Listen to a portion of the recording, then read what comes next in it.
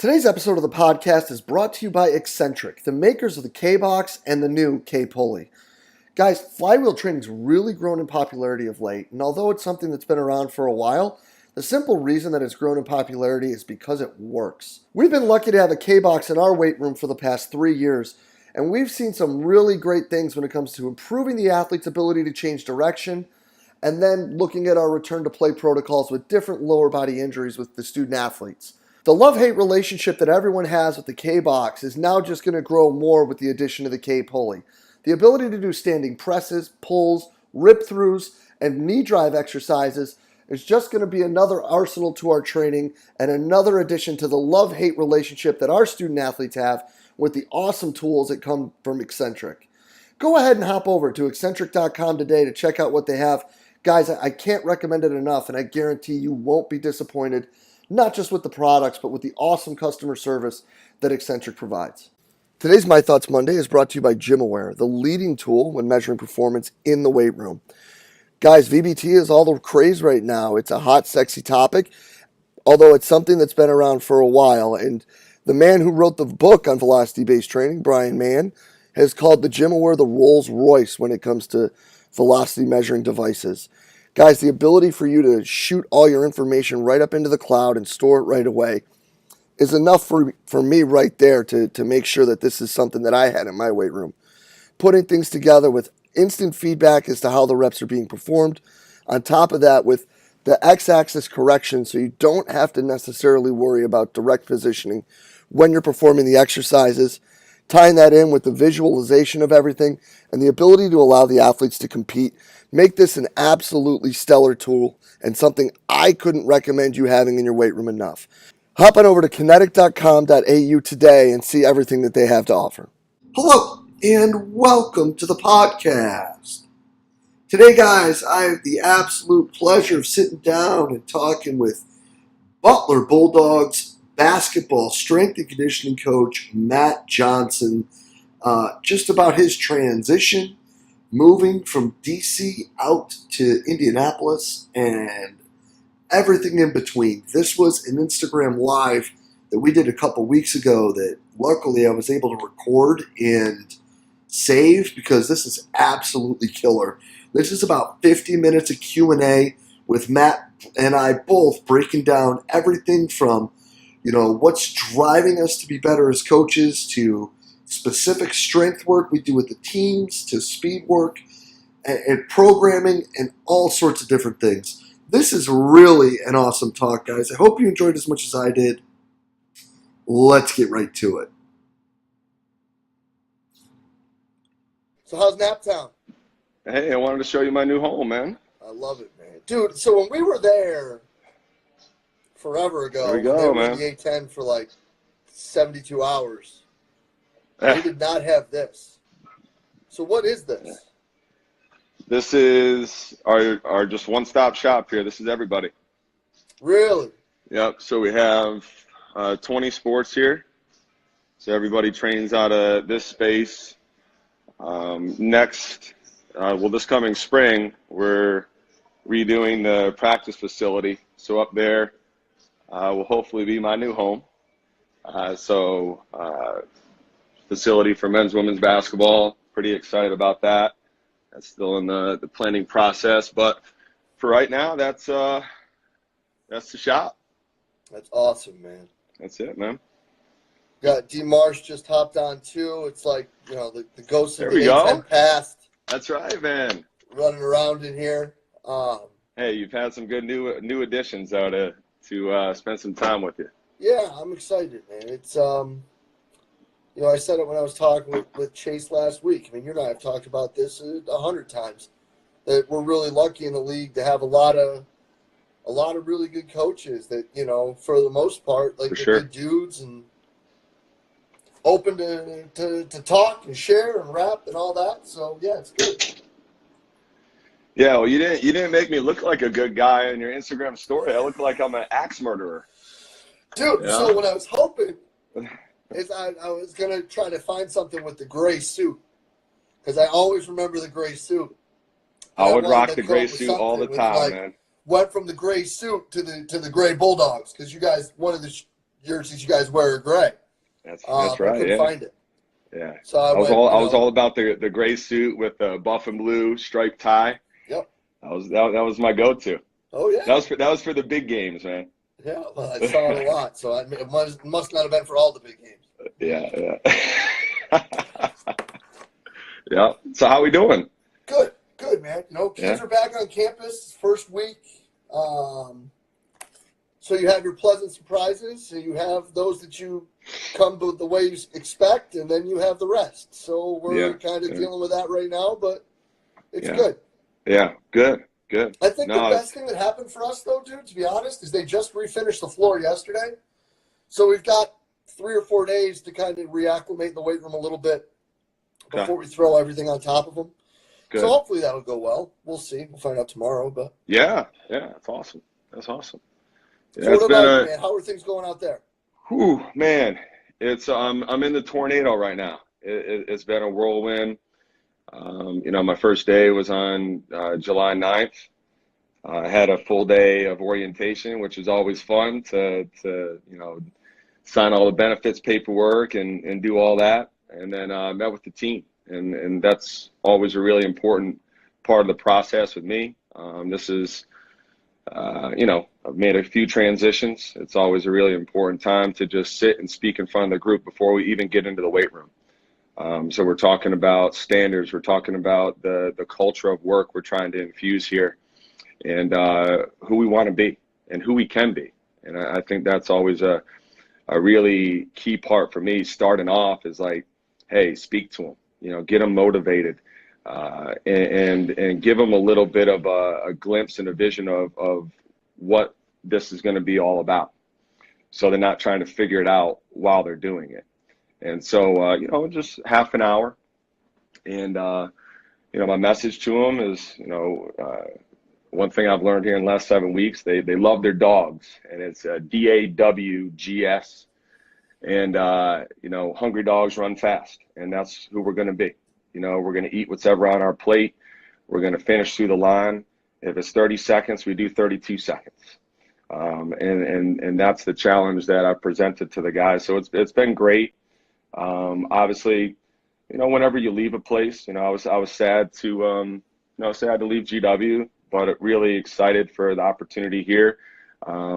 Change builds character, and for me in my professional journey, this is unique to me. I've never been a sport specific strength coach. I've always had that multi background, and so to be able to attack the day and focus on 14 guys, and to have 3 small little groups, my experience has always been large team sessions. So I'm really excited about what I can now do in terms of my programming and my coaching with the resources I have here. Right off the bat, biggest changes you've noticed going from the A10 to Big East? Well, I think whenever you make a jump, there's better players. Our guys, the skills there, the athleticism. Every guy has some pop to them. They can move. They understand leverage, and they just have they're born with it. They have that DNA. That all those athletic fibers in their body. Where at my other stops, you work tremendously hard to get those athletic fibers. And these guys just sort of have been gifted with it. I think for me, just seeing the size and the athleticism of the guys here, that's been a big change for me. But it hasn't changed my training. All that has been the same. Gotcha. So more of like dealing with kids like Justin, like you did at Montrose. Yeah, for sure. Justin just was just an unbelievable athlete, just blessed, and really didn't have an understanding of how to move and how to decelerate, how to control his body mass. I think that's the one thing that I have seen right off the bat is just from an education standpoint, these guys have no idea in terms of what their body is capable of doing. They've always just used their natural God-given tools. And so now put in some sound training, coaching, education, and really honing in and focusing on the finite details, that's where these guys are just going to make exponential gains. You know, I'm excited to see it. Oh, that's awesome, man. Yeah. So you've been there now 7 weeks. 7 weeks, yeah. 7 weeks. So what have you seen in 7 weeks? And I've been growing a beard for 3 weeks. You know, so, you know, that's one thing I've been doing a little bit of research. And in order to be a good strength coach, I think you have to have a beard. So, you know, I'm trying to be a good strength coach right now. I'm trying to. How about that? No, it's coming off this weekend. It's coming off. I've been told it's coming off. So, but yeah. So, yeah, you know, it's been great. The one thing that's been really enjoyable is Coach Jordan is an unbelievable motivator. And I've been here 7 weeks, and the amount of compliments, the amount of thank yous, and just the gratitude that has been expressed to me in a short amount of time, like, I want to work harder for the guy. And that's, for me, is really, really special. Everybody likes getting a thank you note in the mail, you know, and especially when your boss is telling you thank you, not one time, but multiple times. Like, that makes you, just like right as coaches, like, that makes you want to push and want to give more and be better, you know. So I just have this I feel reinvigorated. I feel this new energy about me. You know, so it's you know, when you make a move, and you've done this before, like, you're on the drive, right? And you're thinking to yourself, because you're on a 15-hour drive. I was in Cape Cod, Massachusetts, and I was driving 15 hours, and you think a couple times, like, hey, was this the right decision? You know, should I have done this? And being here the last 7 weeks has reassured me that it was the right decision. I love it, man. Yeah, man. So you've had the talk, you're getting to know the boys. So now what's next? So this morning, we had a 60-minute speed workout. We have 3 lifting groups here in the afternoon. And the speed workout today, we didn't have any bungees. We didn't have any speed hurdles. I didn't have my bag of tricks and all this other stuff. There was no cones. It was just stance. We were working on stance. We were educating the guys about pushing and reaching, you know, with their lateral movement is, you know, the trail leg, that's your engine. You know, that's hopefully your V8. And, you know, your lead leg, that's your steering wheel. And so just really having, you know, focusing from the ground up. Like, for me, this is one thing I picked up when I was training with Lee, and now just being in touch with Lee over the years, is your base and your stance and understanding leverage and being able to sit in that low position, like that is the foundation of the speed pyramid. And you have to be great at that. And so that's one thing, really, for the majority of today, we worked on stance and we worked on pushing and reaching. We ended with some, you know, competitive, you know, kind of walling up, keeping your hands above your earlobes, chest up. We're big into, you know, seeking contact and getting our chest into guys, and being aggressive defensively.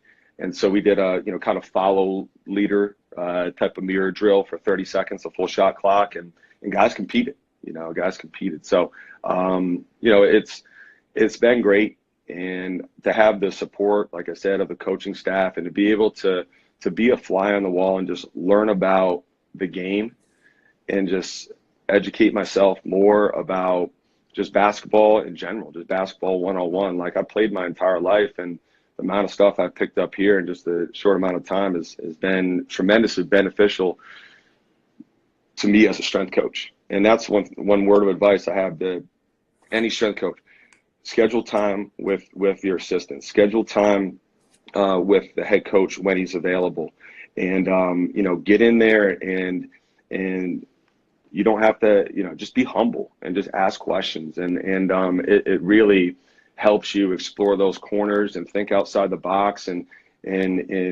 start finding ways where now your training is fully preparing your athletes to play the style of play the coaches want them to.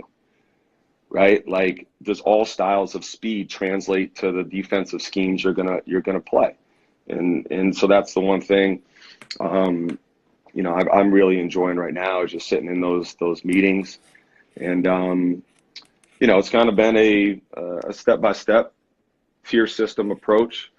When we right after the team talk, we did our combine. Coach is big into measurables, so we got some fresh numbers on the board. And we did a 185, for reps. Guy that motivates guys. I've always done that, because that's what the NBA does. And we did a really conservative 1 RM box squat, and not a 10 out of 10, but a 9. So what I wanted is, we kind of had an asterisk next to each guy where it's like, hey, I want you to feel like you could have done 20 to 30 pounds more. But for me, now I can work off of some percentages and kind of get a training max. And we, that's fun to do when you're training. It's like, hey, okay, you feel really good, man. All right, let's go, brother. Put some more weight on there. Weight's feeling light, put 10, 20 on, so the testing was a huge part. And then one thing I've always done with every group is I humble them with their body weight. Before we even get in the rack, before we even grab a barbell or a dumbbell, is we're doing high intensity work for 45 minutes to 60 minutes.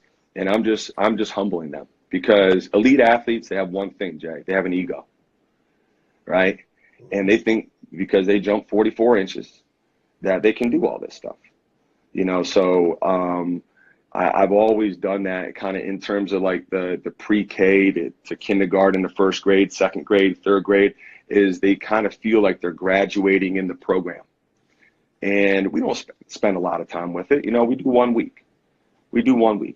And then they'll always remember where they started at pre-K, ground zero, where they were doing body weight work, right? And then after that, we'll do just an accumulation. So we'll be working our 10s, working up. I have an accumulation ladder of upper body and lower body. So we're starting with the bar. And then from the bar, we're going to 65 pounds, then 95 pounds, then 115, then 125. And then we're going up the ladder. As long as we're looking good, we're looking clean, and the guys understand, they're starting to grasp the importance of being a technician in the rack. Mm-hmm.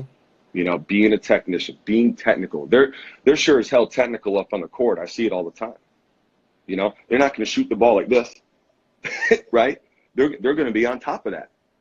So for them to understand that that's my expectation in here, that we are technical while we train in the weight room, not just on the court, but in both areas. I love it, man. So then Alan just asked, what do you do for buy-in with basketball? Because it's something it's been difficult at times, many people have said. And then how would you say I'll show you being something. influenced Ready? by hip-hop plays a role? Here's buy-in. That's buy-in. That's buy-in, right? If you always have empty seats in your office, you're not going to have any buy-in, right? And so guys feeling that they're invested in, and that you care about them, and that you send them a text message and say, hey, Bryce Golden, come by, let's rap for 20 minutes, right? And let's sit down.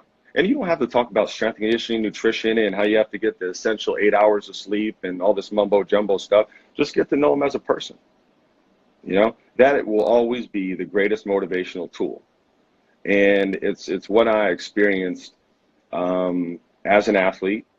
And I had some really bad coaches, and I didn't want to work for those people, right? But when I had that coach in college that invested in me, cared about me as a person, was asking me how my day was going, what I had for dinner last night, right?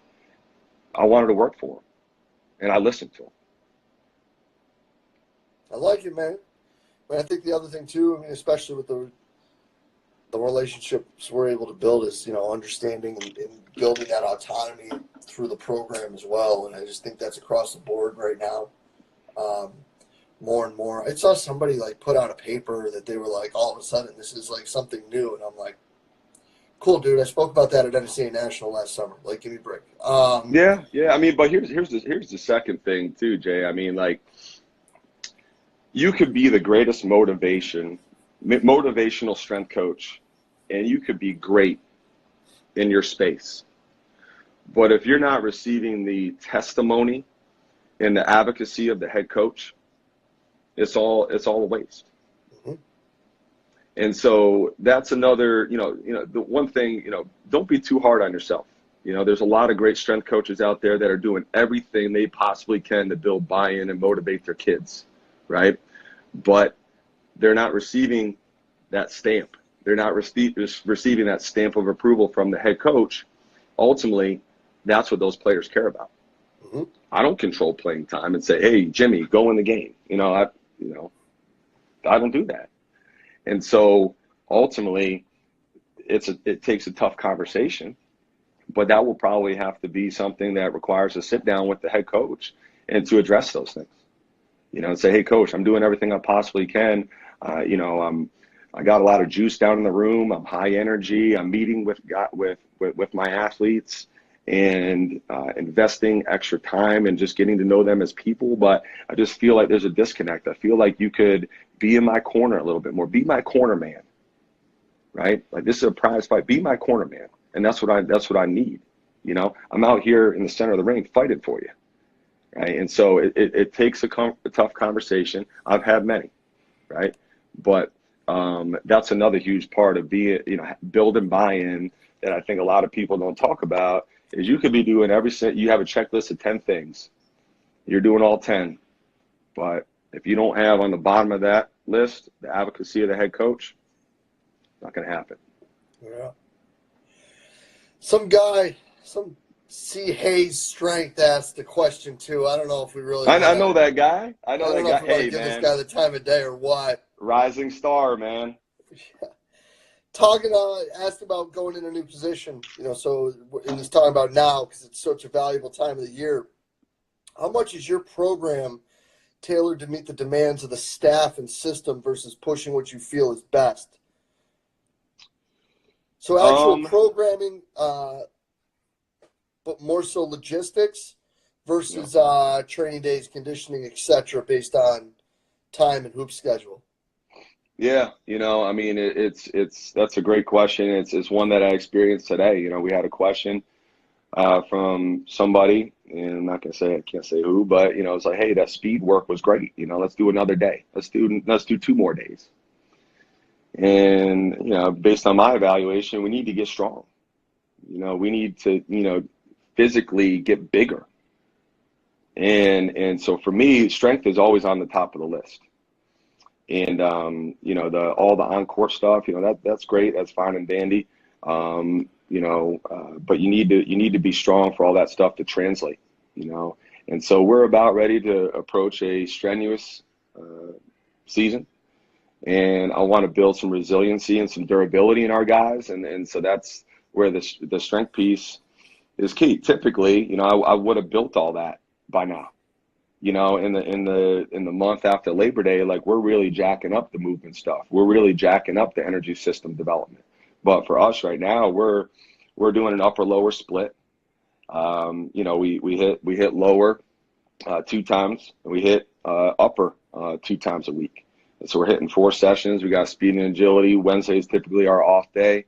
And so also the team building piece was huge for us. Guys building that cohesiveness and speaking to one another and being vocal in workouts and just getting out on the football field and doing cadence jumping jacks and push-ups and sit-ups and team link lunges and bear crawls and things like that. Like, that was also a huge part of my program. So it is a tough thing, where it's like, hey, some things make the list, some things don't make the list.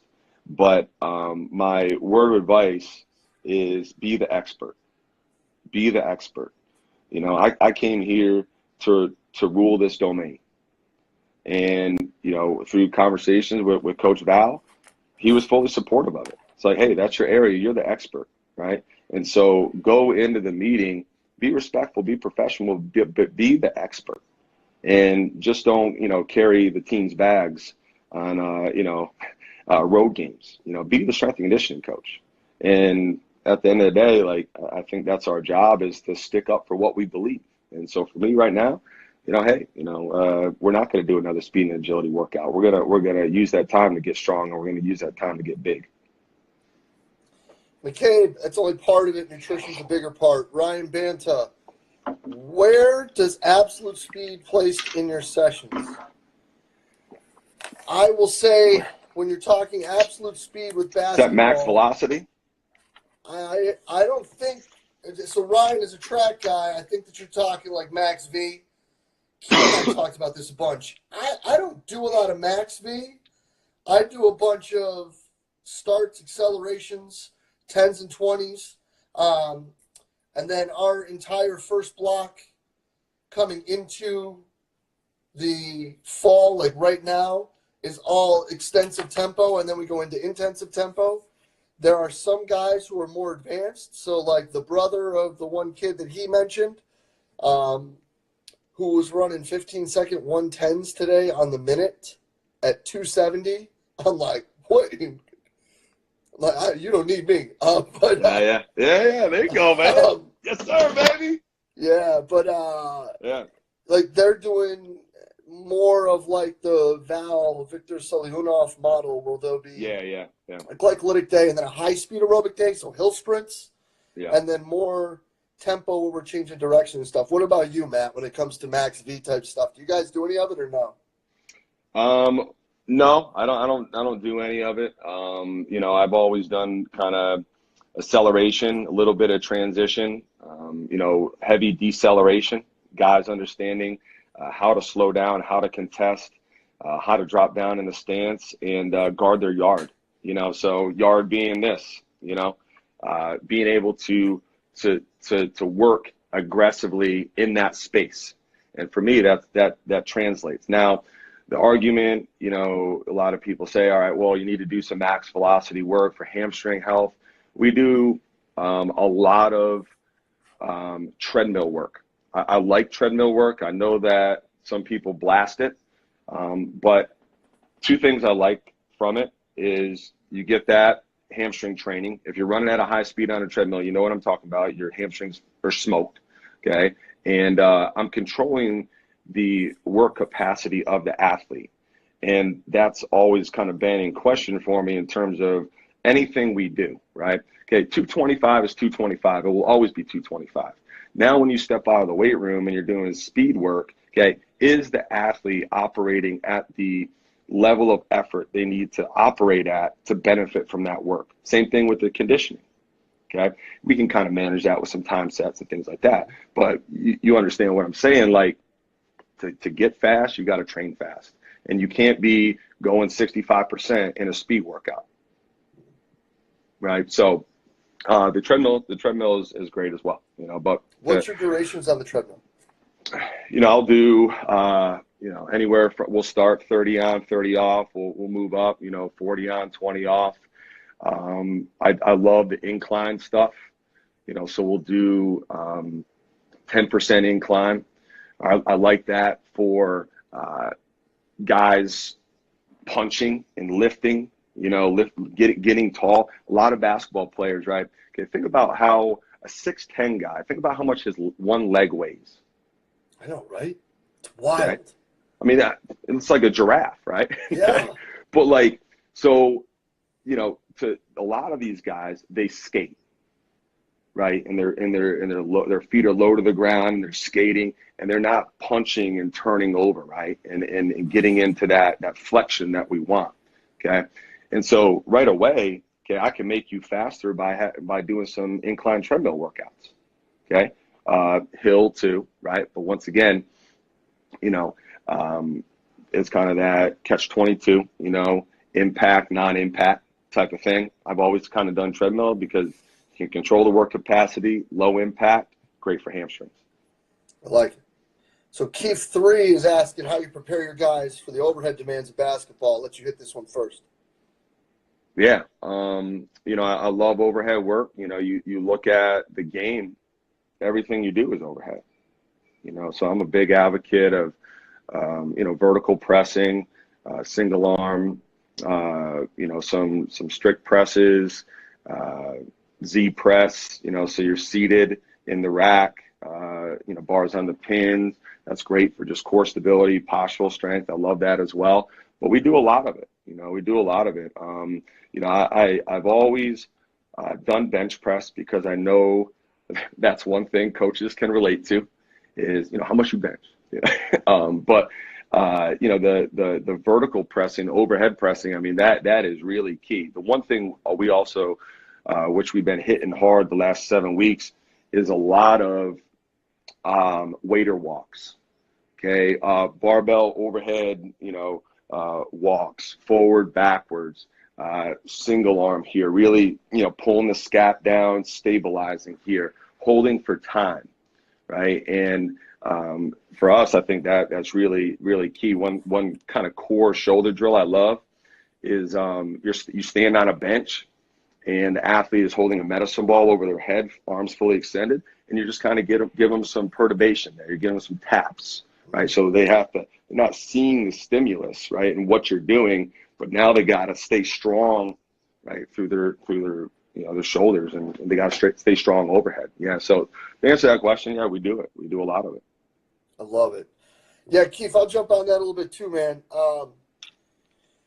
We do a few things. One, we do more vertical pressing with our younger guys than we do with our older guys, just because it gets to a point where I get nervous because it's a long way to go, and there's a long way from their feet to the bar.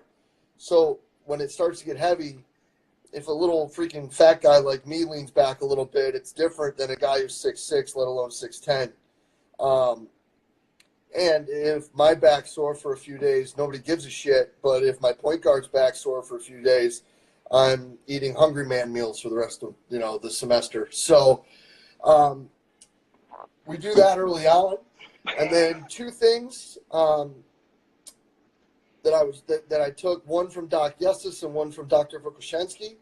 Yessis always talks about one thing when you're doing like side raises is going all the way overhead, front raises all the way overhead, because what we worry about too with a lot of these things, and I don't know if it's true, but there's people who still say that it's true, and players still say that it's true, that if they lift a lot, they tighten up a little in their shoulders and they feel like their shot gets goofy. I don't know if it's real or not. I know that that's a battle I'm not going to fight, so we'll go full range with them, and they feel strong overhead, and they feel loose in their shoulders. Natalia has always talked about the pullover, and the reason I like that is that stop while keeping your ribs depressed, not punching here, and pulling back, and then building that into a throw, into the combined method where you stop and throw, and then into a plyo, kind of like that bench drop throw. Mm-hmm. And we do different pal-offs too. We'll do pal-off walks over our head. The boys love that. But that's probably like my big three when it comes to it. I feel the heat coming off my phone right now, man. Woo! All right, baby. No, man. But I mean, that's just like, and I'm lucky that they've been so open to share with us and bring us stuff like that. But those are things that, like, when you look at them, it kind of going back to Alan's thing with buy-in, we're like, talking with these kids about that stuff. And then it's like, what's weird about basketball is if a guy has bigger shoulders, I'm going to guess at least 7 out of 10 times he is going to get the foul call. Right? Like true or false. Like they're going to look, and somebody may look bigger. We may be the same weight. Maybe the same height. He was the culprit. You're going to get that hit, and you're going to get the call. Yeah, for sure. But there's some players where when their shoulders get bigger, all of a sudden they feel like their elbow's out too far, and they're not getting their shot in the rhythm that it wants. Yeah. So it's like, again, I don't know if I believe it or not, but I know that, like, if I got a guy that's a really good shooter and he's telling me, I think I'm doing too much with this and it's messing up my shot. Yeah. Hey, man, let's fix it. Yeah. No, Yeah. like, Yeah. the Yeah. ball goes in the basket. Yep. That's good. Yep. Yeah. So, Yeah. Yeah. You're right. You're right. Yeah. but appreciate the question, Keith. Hope that answered. Appreciate the question, Keith. Hope that answered it. If anybody else has any, Dan, what's up? Fire away. Jump training, lot versus little CA versus strength depends. is all in here, man. All right. Yeah, right? My It's guy. almost like you figure Chris is ready to contribute again to the website. Yeah, no, hint, hint, right? Throw a couple winks at him, man. Can we do it? Can we do a wink emoji right now? How do you do that on this thing? All right. Well, I don't know. I couldn't figure out my microphone for the first 10 minutes. I got it for you. What do you say? Jump training, lot versus little versus depends on the hoop volume, time of year. I'm going to say yes.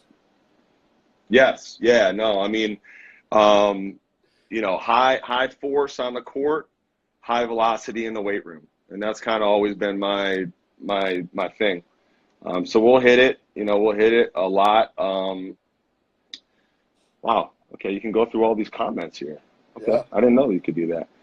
They're over my face right now, so I don't know. But yeah, so and then it's like the vice versa. So they're not in a 20-hour week in June, July, and August. So we could train a lot of jumps and we can be heavy in our plyos. But we'll do them in season as well. I love box jumps, especially like the foam padded ones. Where you can really just make sure that they're clean and that they're good with their landings. And that's always kind of being a consistent thing. And I just call them knee savers. It's like, hey, we're always going to kind of do some knee saver exercise, whether it be a TKE, a 2 down, 1 up, single, box squat progression, a single leg hop and stick, on a box, a 6-inch box or whatever, both linear and lateral. But I think you can find ways to do it annually throughout the training year. But yeah, I mean, this is probably not. We're approaching September 28th here. That's our first official day. Probably after September 28th, we're not going to be hitting the high volume, no. Yeah, Chris, I'll go a different way with it. Depends on a lot of things. The preparedness, the readiness, and their ability to withstand it. I think first and foremost, if you built the dexterity and you've taught them to be extensive and they understand what it means to bounce and to be a tendinous mover, if you may, I feel like you can get a lot more out of other things later on. So that's probably the biggest one for us. With our young guys, like, I'm not too worried about it until they can hit some numbers in the weight room and they can at least bend in the weight room. And as all three of us know, Chris, that could take a year. But then I also think too that if you're able to identify and categorize an athlete, if that's the right word, like, there are some guys like my point guard, like, I could probably get him to squat like 300 pounds, 400 pounds, whatever. But he's quick as a hiccup. He's fast as lightning. And I could take him out in the hill and we can run hill sprints and do bounds and track workouts all day for his leg strength stuff. If I put a barbell near him, I mean, it's like I'm just throwing garlic at a vampire. I mean, It's like nothing. He'll do it eventually, but it's like, again, like, which fight do you want to have? Do you want to get the kid to do the stuff better that they're really good at and they'll work hard at? Or do you want to go to war with a kid? Pick your battles. Yeah. Yeah, pick your battles. And my starting point guard is not a battle I'm picking. I'm sorry. Yeah. That's a good perspective. Accommodating resistance for basketball, fan or no? Accommodating resistance. So I've done in grad school. I did a research thesis on chain training. I like it. I think it has its place. I think you have to build some proficiency in the rack, and you have to have some great squatters. I'm not a fan of band variable resistance because bands get old and they get thrown in a corner in a ball. And how do you know the tensile resistance of the band that you're holding in your left versus your right? So I don't do it with bands, but I do like some chain stuff. We have some chains here, so I'm excited to kind of explore that after we hit a couple max strength cycles. But it's one of those things. Everything has a rhyme and reason and purpose when planned and placed in a timely manner, right? Yep. In terms of where the athlete is. And so it's like, okay, we see that, and it's like, all right, well, wow, the chains are clanking, and that seems really badass. We got to do that with our guys. But it's like, well, if they can't squat to depth and you're not gathering the chain on the ground, you're not getting any accommodating resistance. You're not benefiting from the exercise. You might as well just do a quarter pin squat. So everything is relative. Everything has a time and a place. I think it's great. I thought it was great enough when I was in grad school to do a research thesis on it. Yeah, it's good stuff. It's good stuff. I think it's great.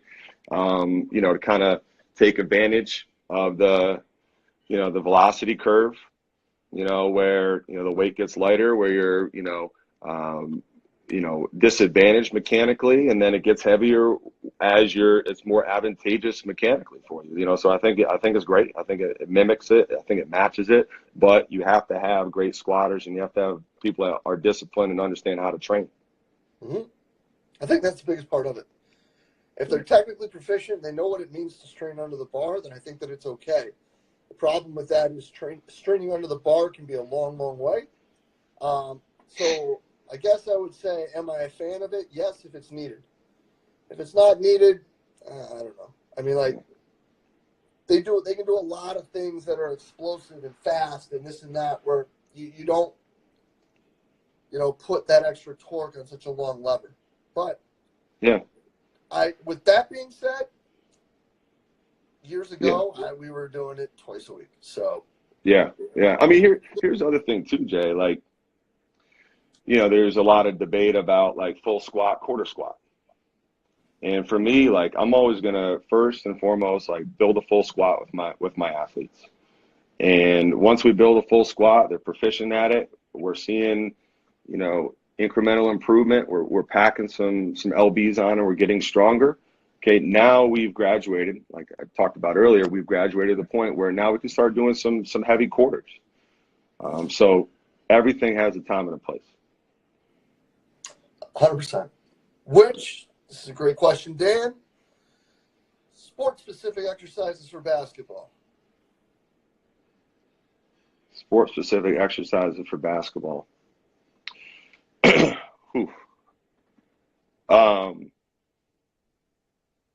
I want to say this, playing.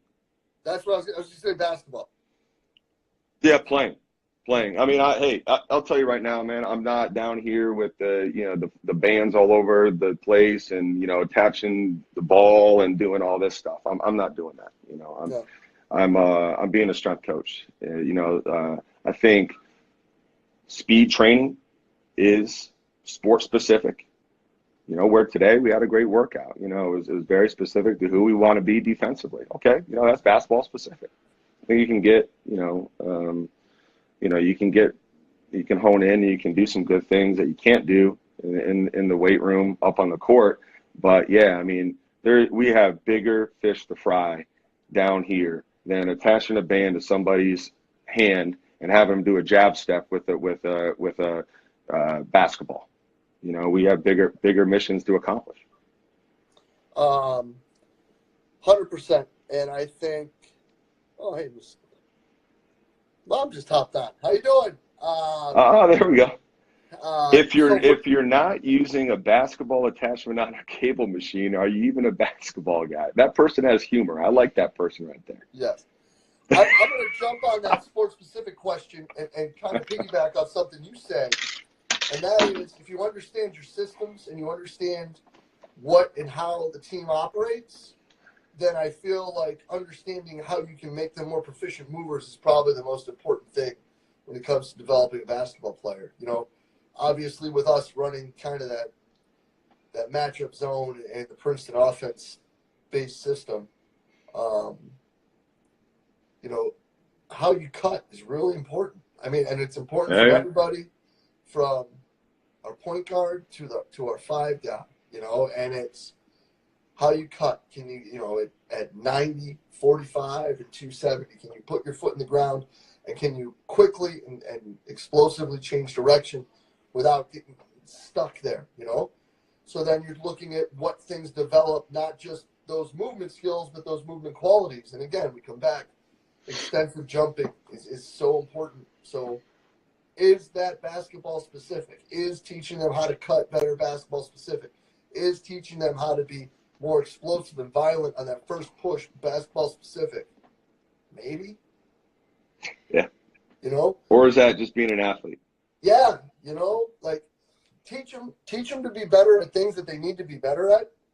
I think right now what might be the most basketball specific thing we can do is teach them to be good at what they need to be good at and then get them out because they're doing so much all the time. Yeah, man. All I'm trying to do right now is maximize this time, get them to September 28th, pass them off to the coaching staff so they're ready to go and we're ready to compete.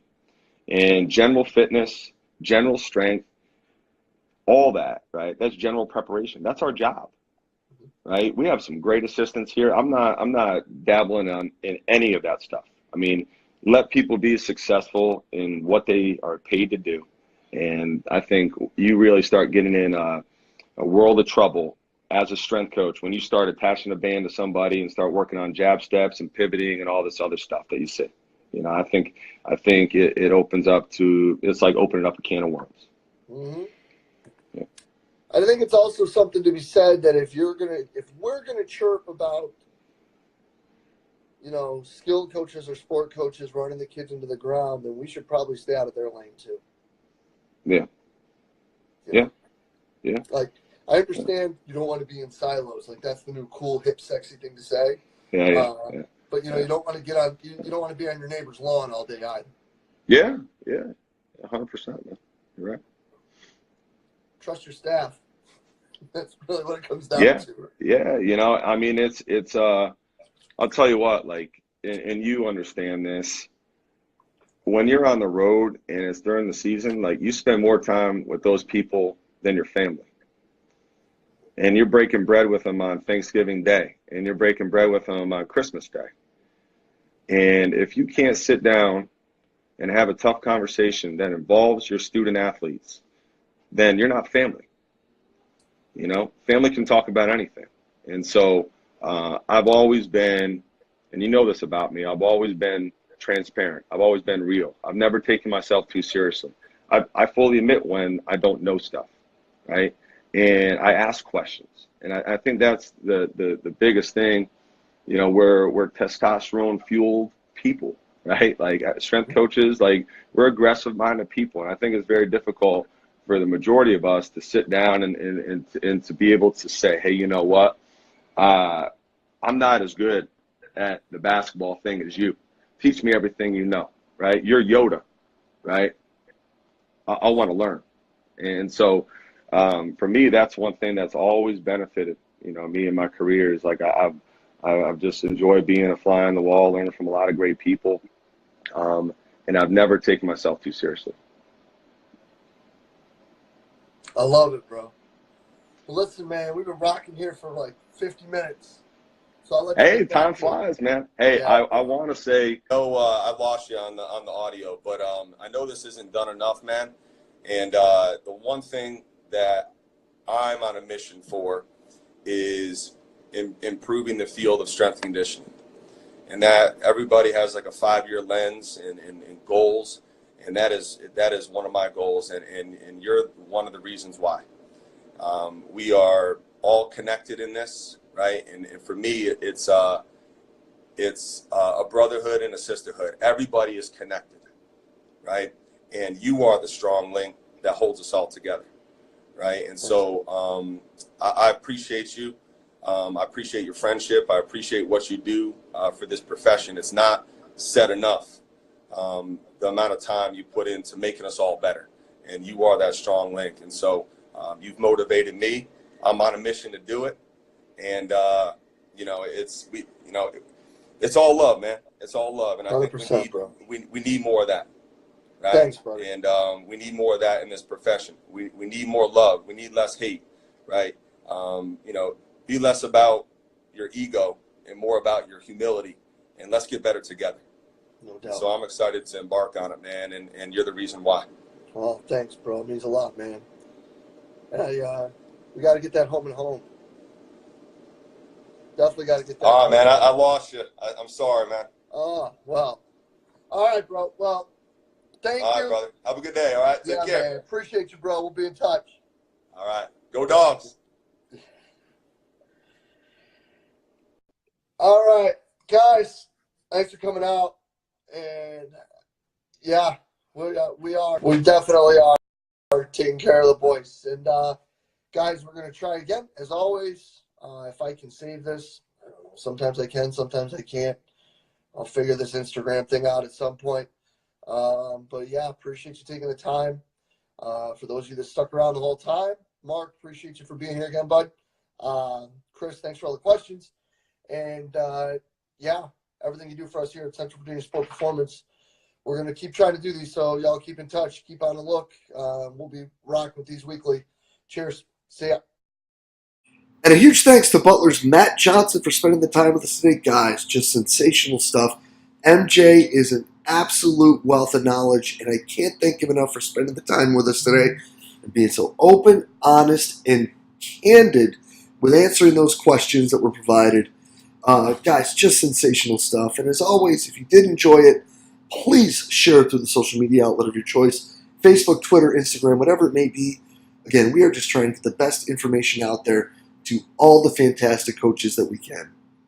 And as always, guys, thank you for everything that you do for us here at Central Virginia Sport Performance. We will be back next week with another awesome guest. We will see you then.